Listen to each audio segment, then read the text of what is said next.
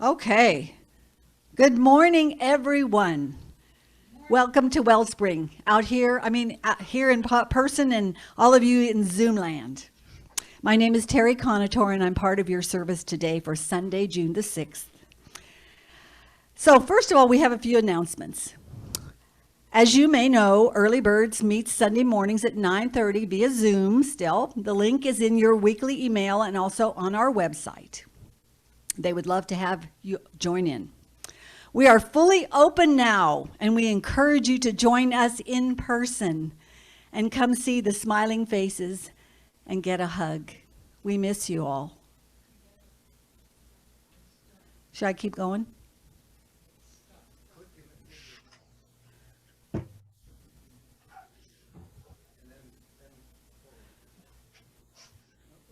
Should I keep going? We will still maintain the hybrid service, so never fear if you're not willing to come in person yet.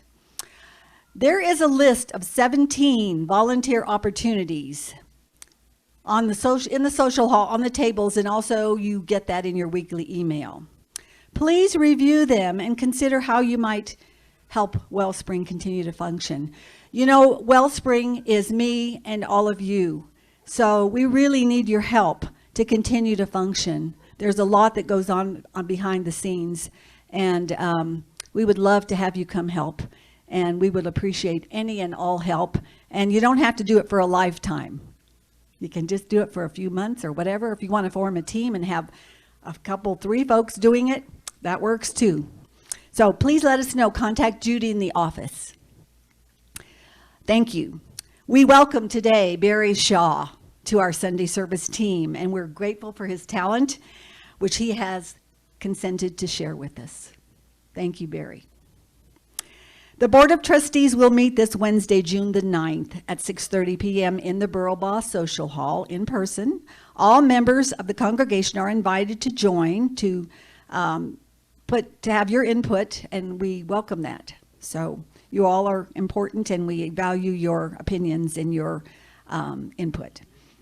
Kamatara is formally graduating from ministerial school in Orlando, Florida this Saturday at noon. We will gather at 11:30 in the sanctuary, and also a luncheon will follow in the social hall. Sandwiches and cake will be served. However, we do welcome anyone that wants to bring a dish to share.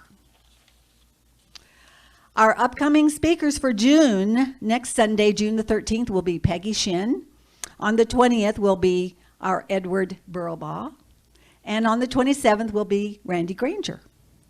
And lastly, know that our prayer team remains ready to serve and support you as they have through this whole pandemic. You may submit a request via our webpage, or you may contact Martha Ward or Geneva Collins with your request. Our prayer team meets virtually on Tuesday afternoons at 4:15 to pray with you. You may want to consider sitting in your quiet space at that time and share with them. We know that we all are one in spirit, and the energy of prayer knows no limits. Now for our invocation. If you'll sit back in your chair and get comfortable, if you desire, close your eyes. Good morning. Let us relax and affirm the presence of Spirit right here, right now. We know that Spirit is the source of all, and that Spirit flows in, through, and around each of us, bringing love, peace, and joy to each of us and to today's service. We know that Spirit flows through, supports, and inspires today's speaker and our musicians, trusting that each of us will receive exactly what we need for our greatest, highest good, and realize the magnificent beings that we truly are. And so it is. Please stand now if you are able and join us in the singing of Song of Joy, I Will Surrender to My Highest Good. Looks like Judy Bethman is coming up here to lead us in song. Good morning, everyone. I am no tailor, as you can well see. But Kamatara sang this as her special music when she was here, and we thought the words were very poignant. Yes, it's on. And So we're going to try to sing it. The melody is a little complicated, but I think it repeats so often that you'll be able to get it. All right, Barry.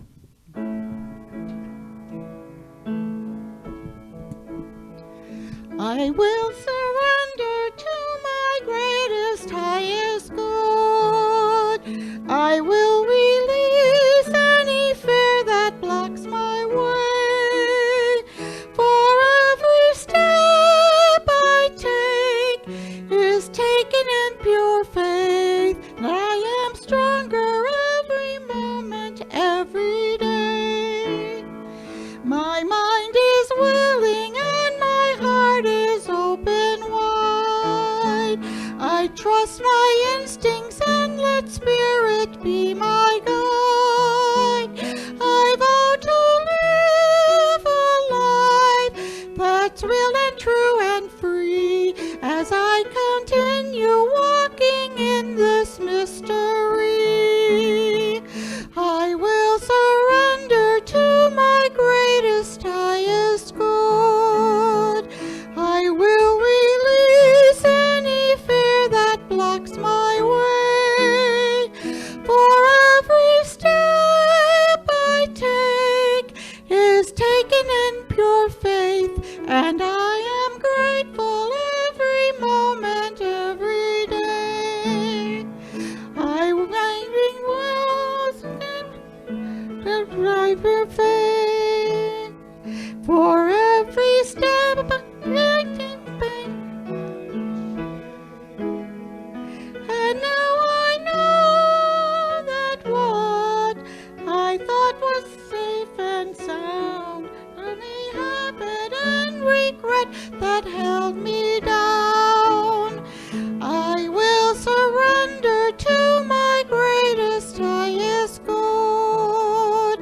I will release any fear that blocks my way. For every step I take is taken in pure faith, and I am kinder every moment, every day. And I am more loving, more every day. I will surrender every moment, every day.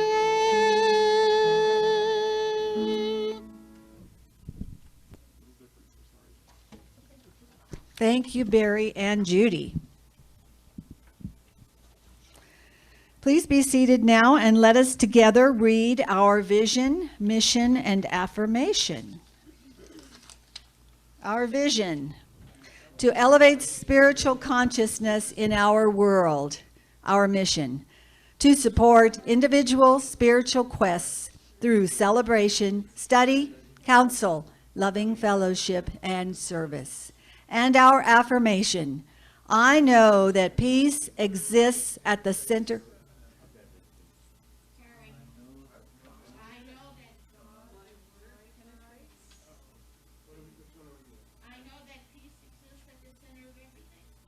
Okay.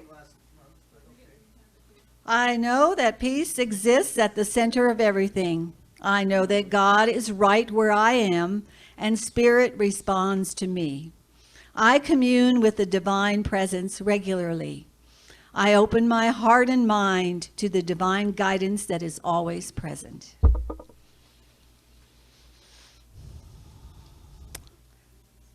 Now, our reading for today. The gift in receiving. We usually think of giving as more important than receiving. Yet, only by receiving light can flowers grow into their beauty and pollinate the earth. Only by absorbing rain can the earth grow what feeds us. Only by inhaling air can our bodies walk us to each other. Only by accepting each other's pain and vulnerability can human strength grow between us.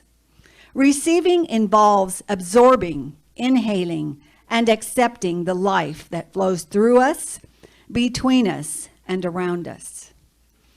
The gift in receiving is that, through such openness, we apprehend the world. Deep listening is a form of gifted receiving. When Lao Tzu asks in this quote, "Can you hold the door of your tent wide to the firmament?" he is challenging us not to define the world by whatever shelter we create, but to let in the stars, to throw our tent of mind and heart wide open in order to receive and listen to the flow of life. Two basic forms of awakening and receiving are always near and available to us.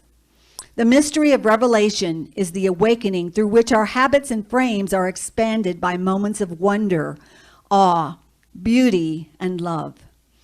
And the weathering of erosion is the receiving through which we are broken open to deeper truths. Revelation always has the feel of epiphany. That is, it seems to happen all at once. It is the lifting of veils.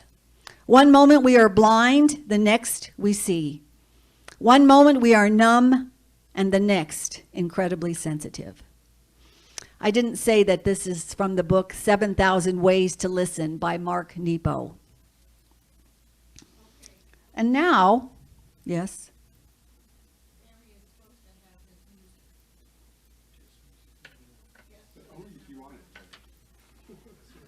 Yes, we do. Okay. Barry, I'll turn it over to you.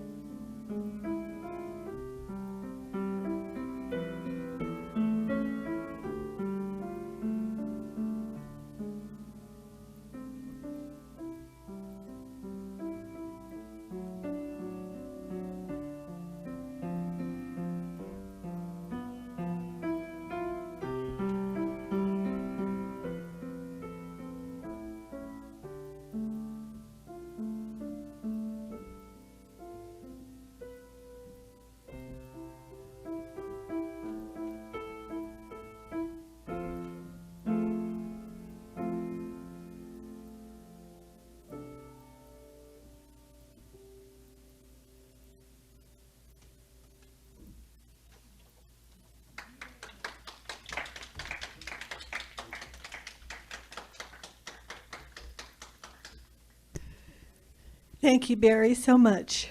That was beautiful. So now I will introduce, I think this is the place where we are now. I think I will introduce our beloved Edward Burlbaw as our speaker today.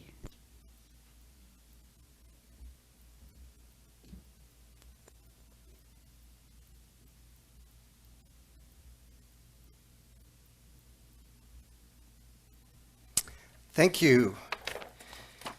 Oh, seemed like we've been running around this morning. I was even without my microphone just moments ago, and suddenly I realized I needed my microphone. And so I'm working on relaxing right now and bringing spirit in to myself and to everyone that's here today.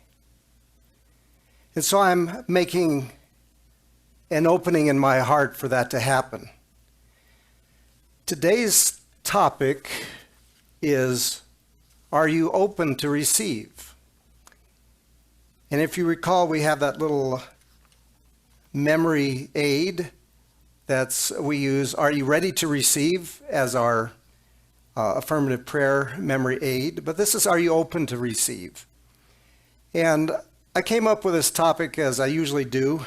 I ponder what I'm going to speak about, and then sometimes nothing comes. And I pick up a book and something comes. So a few days ago, I was reading the Science of Mind magazine for June 1st. And the daily reading, it was called Water Your Flowers. And if you recall, in the top of the daily reading, there's usually a couple quotes. And the first quote was from C.S. Lewis.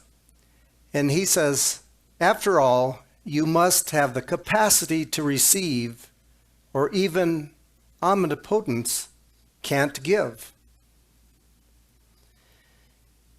And the reading from Ernest Holmes said, a pail turned on its side cannot be filled with rain from heaven.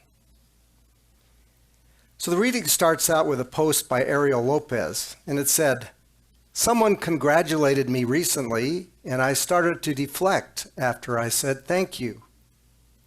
They replied, I'm going to give you flowers. You can water them or not. And perhaps a more common act might be when someone says, nice shirt. And our response is, oh, thanks. This rag? I got it at the thrift store. Or something along those lines. So whatever way we use, we deflect the compliment. And these days the kids might call it the buzzkill or killing the buzz. I don't know. So anyway, this is called deflecting, of course, and the concept of deflection is turning away or closing off. And if deflection is habitual, whether done unconsciously or deliberately, it is an act of choosing to distance ourselves from receiving our good. And why in the world would we want to do that? Well, I guess most of us would say if we do it unconsciously, because who would admit that they really don't want to receive their good? Maybe we're just unaware of it, and maybe it's just a habit we carry with us from childhood. Now, I don't know if any of you heard this when you were a kid, but probably common. Don't be egotistical, right? Or don't get a big head about that. It's just a compliment. You know, boy, have we set our children up, so to speak. So, and there may be other reasons as well that this happens. And many of us still do this. We may not notice it. So, any of you still do that? Maybe just a little, right? Okay. So we need to accept our good when it comes and be open to receive it always. Now, I meant to tell you a joke at the beginning of this. It's a good point for it. I thought my talk was going to be a little long today. And I thought, gosh, that's a lot of pages.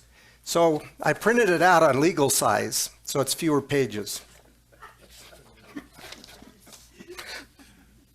So anyway, Little habits lead to big habits. And so let's talk about a different little habit, if you will.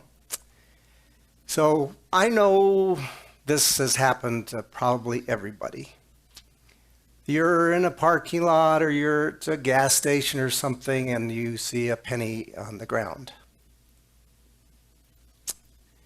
So what do you do? Now for me, this happened. This is a true story now. Last weekend, Sharon and I were in the car. We were filling up with gas. I get out of the car and there's a penny on the ground and I go, yeah, right. And Sharon says, oh, look, a lucky penny. Pick it up.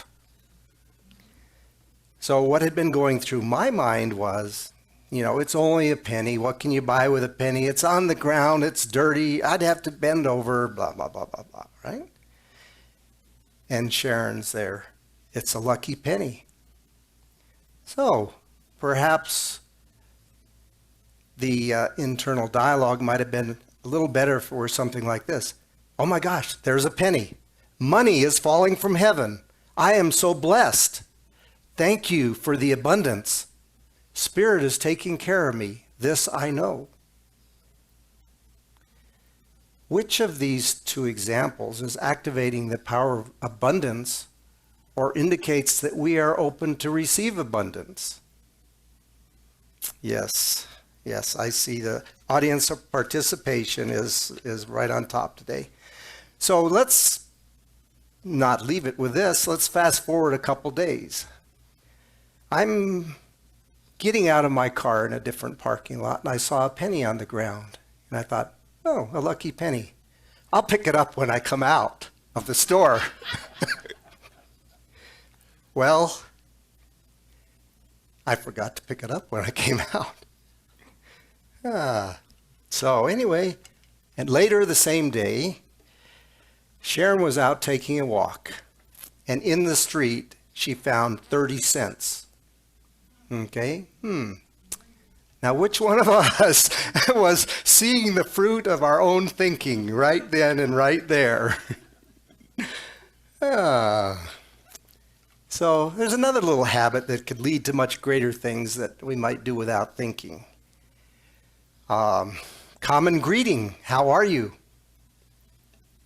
I'm okay. I'm good. Some of you know Jerry Lund from Unity. Do you remember what his response is? Magnificent. Oh, that's a little tacky, isn't it? Yeah.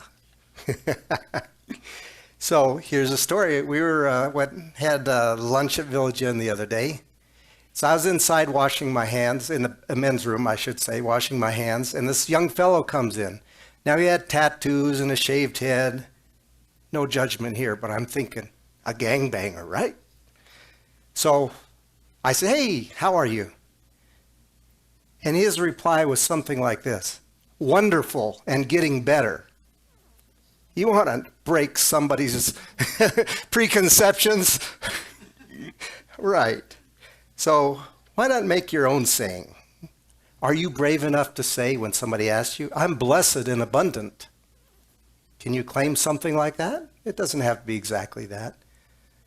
But maybe think a little deeper of what you're bringing into your life. Now, I've kind of used the word abundance here, but what does abundance mean to us or to you? Or another way might be is, what do we think of when we think of the term abundance? And what might we want to have an abundance of? And now it's not just money, although most of us think of money when we think of abundance. But I want to mention a few other categories you might not have considered when you think of abundance. And I'm going to go directly off of the weekly prayer team categories that we use. Everybody puts their name on the prayer list. They put their name into a particular category, and we have the list of folks that are in each category. So here's some of the categories. Category 1, health.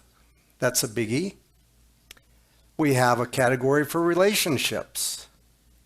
Money, housing, career, peace of mind. There's a couple others. but broaden your sense of abundance to include a more abundant and fulfilling relationship. Or maybe you're looking for housing. It doesn't have to necessarily be a bad thing that you're looking for housing, but just know that the Spirit provides for us. So let us have an abundance of housing, not just for ourselves, but for everybody else. So what can we do about all this? Or how do we change our habits?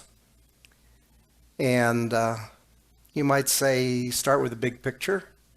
And that one is maybe we accept that we have a problem in our thinking when it comes to abundance. And then state or make an intention to change. And then recognize when we're doing it, like the penny incident. Right? So I said the title of this talk was, Are You Open to Receive? So let's get a little intellectual here, or at least in the mind, and talk about the definition of open. Now, open as an adjective means allowing access, passage, or a view through an empty space, not closed or blocked up. I seem to remember hearing some words to that effect in the song we were singing. Or as a verb, to move or adjust, as opening a door or a window, so as to leave a space allowing access and view. And so I want to use this concept of leaving a space for a few minutes. And we know there's this old expression that nature abhors a vacuum. Or maybe more commonly is, what you're doing will expand to fill the space or the time available. Now, I'm looking around and I see that a large number of us are retired, so you've probably run into this. And a common expression for that is, I don't know how I had time to work before I retired, right? When you were working, you thought, I'm going to be retired and have all this extra time. And suddenly, 6 months later, you're busy all the time. And maybe some of you have had a similar experience during COVID. During COVID, you simplified your life, and now, how are you going to find time to do all the things you used to do? Well, you're going to have to make an opening. So let's look at the spiritual side for a bit, and this is going to be in the form of a Zen story. There was a Japanese Zen master named Nan-in who lived during the 1868 to 1912 time frame. During his days as a teacher, he was visited by a university professor curious about Zen. Being polite, Nan-in served the professor a cup of tea. As he poured the professor's cup, the cup became full, but Nan-in kept pouring. As the professor watched the cup overflow, he could no longer contain himself, and he said, "It's over full, no more can go in." Nan-in turned to the professor and said, "Like the cup, you are too full of your own opinions and speculations. How can I show you Zen unless you first empty your cup?" So the other side of this coin, of course, is that we need to make room for new ideas. Not just be open for new ideas, but make room for it. And some of us are very well read, and we can quote chapter and verse from any number of spiritual books to anyone who asks, or any topic that comes up in a conversation. But I'm asking myself as well as you all, do we take the time to be open and listen? Is our cup overfull of what we know? And I want to go back to something I said during our Christmas service, the joint Christmas service. And we know that one of the themes of the Christmas story is that there was no room in the inn, so Joseph and Mary were shown to the stable and Jesus was born in a manger. The significance of this is that Jesus was from humble beginnings. However, I say perhaps the truth of it is also that the Christ child could not be born in an inn that was full. So thinking about that for a minute, the light of the Christ consciousness cannot come and be born in a place that is full of other residents, be they thoughts or what have you. That means that there must be room in our consciousness for that light to enter. There must be an opening for the presence to enter. And this is true of everything we're seeking or trying to attract in our life. If there's no room in our life for it, where or how do we expect it to fit in? If we want love, we must make room in our hearts for love to enter. We know that Spirit is waiting to express through us. We must make room for it. Abundance is available. We must be open to receive. So now it's a little audience participation time. I've only got a few more pages to go, don't worry. Everyone who would like to have more abundance of something, raise your hand. Oh, yeah, even just some little thing I want more of. So here are some practices you can use to be more open and accepting of abundance. Extend to others what you want to receive. You want more love? Extend love. Want more money? Be generous with what you have. I am sharing with you Spirit's great abundance. If that seems too hard, then just start by wanting for others what you seek for yourself. What flows through you sticks to you. Let go, number 2, let go of resistance in your thinking. If you find yourself doubting, I'm not sure if it will really happen, right? Maybe something more appropriate would be, it is possible for it to happen when I just let go. Let go and let God. I am open to good. I've heard some folks say something like this, well, if God is good, I just don't know how he or she, and usually it's he at that point, he lets such and such happen. So you recall Randy Granger talks about the two wolves, the white wolf and the dark wolf, and well, let's not feed that wolf, the one of doubt.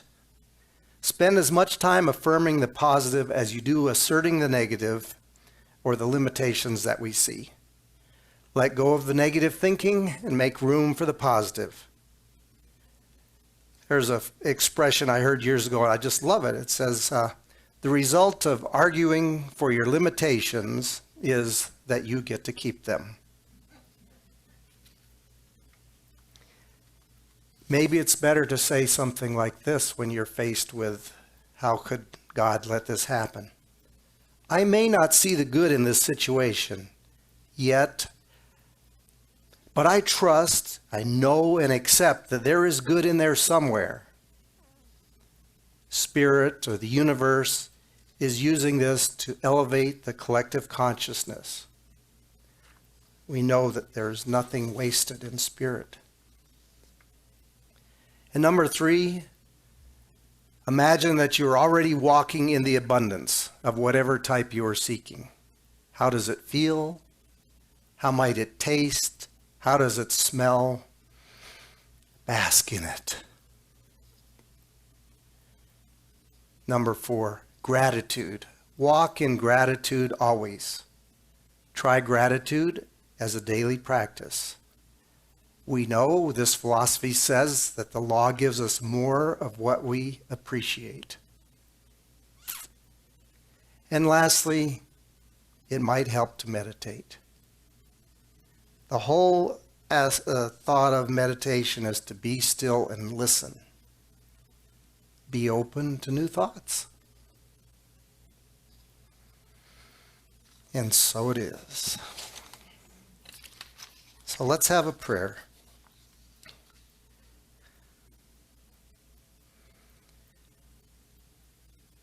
We come into today as we invoked Spirit earlier on today.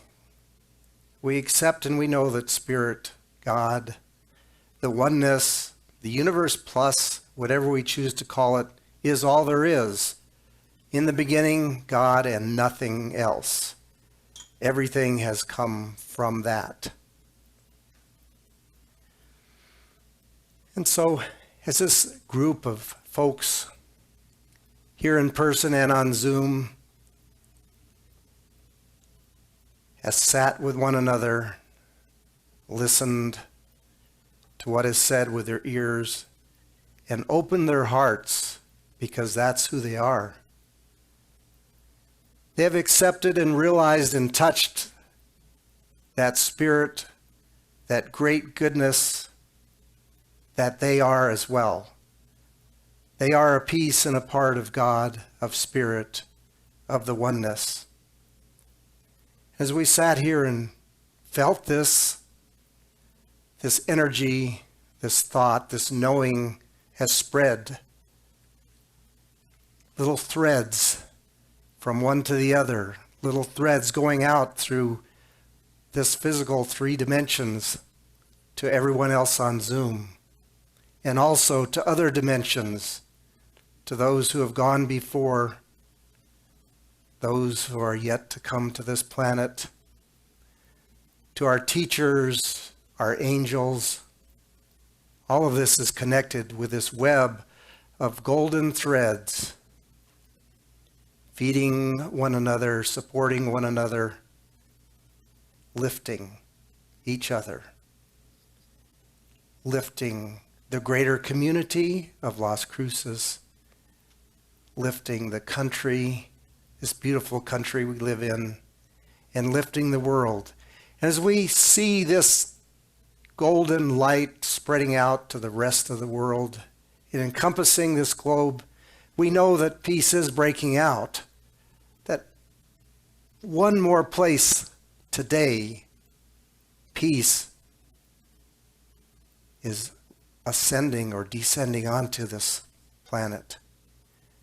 So we just hold this truth because we know that God is here to support us all and to support this planet. And as Ernest Holmes says, we're here to gain soul experience, each and every one of us, everyone on the planet. It doesn't matter if they're in the backwoods of Tennessee or in Africa or Russia or China or Europe or the United States or Canada or Mexico or South America. It doesn't matter. Everyone is here to gain soul experience. And we know that's happening. We know that as we have lifted our consciousness today, that it makes it easier for others to touch into their consciousness, their higher consciousness, the magnificent being that they truly are. For them to touch a little bit more, a little bit brighter, a little bit clearer, their greatest, highest good. And so we give thanks. We give thanks for this philosophy. We give thanks for the belief system that we have that allows us to understand things that we might not have otherwise understood, that allows us to accept that magnificent being that we truly are. And we set this prayer into the law. We just release it. We let go and we let God, because we know that that is all there is. And so it is. So now, Barry, and by the way, you kind of heard that Barry's joining us, didn't you? Let's give him a good hand of applause. Yes. So we have our next music, and I will step aside. Thank you, everybody, for welcoming me. I just wanted to let you know that the next song that I'm playing, I brought 2 songs. I wasn't sure which one I was going to play, but after hearing this very inspiring message, I thought I would play You Raise Me Up. Thank you, everybody.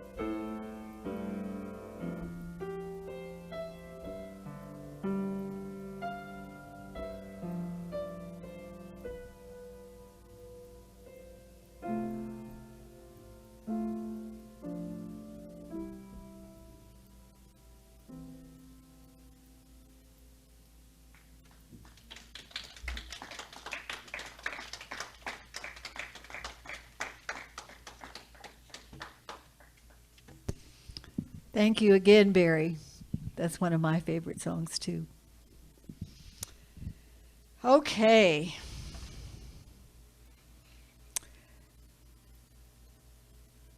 As we receive our virtual and in-person gifts, we give great thanks for the offerings already given and those that we will be receiving, because we know that giving and receiving are both part of the one flow. We bless these gifts, and we know that they are multiplied throughout our community. As you might know, there are a number of folks who have contributed to the production of this service. We are grateful for your service, and we thank you all here in person and in Zoom land for joining us today. We are grateful for you. Now, if you will stand, please. No, I'm sorry. Let's do the benediction first. Please join me in saying our benediction, and then we will stand and sing the peace song. You can stand now if you'd like to. Sometimes we do, and sometimes we don't. Okay. Spirit in the midst of us is mighty. Joy, peace, and eternal life are our true nature and flow through us into the world. And so it is.